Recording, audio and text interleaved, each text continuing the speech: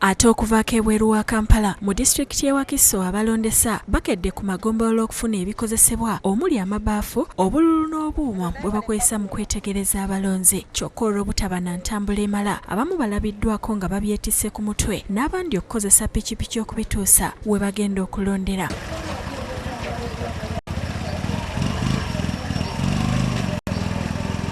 Zigenze okwera ssaawa emu n'ekitundu ng'ebikozesebwa byonna bituuse mu bifo awalonderwa eby'enjawulo era nga gye tutuuse tusanze abalonzi batono ddala nga ne be twageddeko nabo bawadde ensonga zaabwe.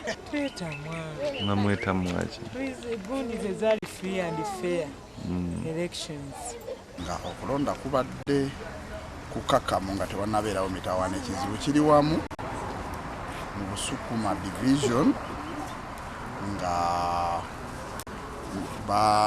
candidate wa DP omukyala kansala yenna Nozi Pros ballot paper yagenza okujanga eriko kisumuluzo.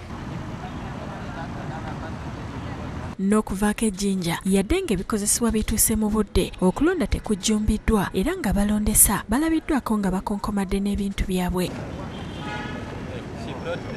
N'ebyokwerinda ku mulundi guno tebinywezeddwa nga bwe gwali kulonda abakulembeze b'eggwanga. Abalondibwa leero bali basatu naye balinawoko obubokisi bubiri.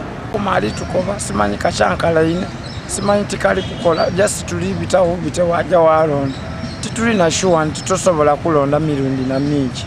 Ku ssaawa 3 abantu batandise okujja naye nga bamuswaba era ng'obwedde alonda yagenda. William Mutyaba n'abaga Ivan beokusakidde eggulire lino ku Bukedde TV. Ndowooza abantu engeri kuule gye bayida bokisi dirwawo okutuuka.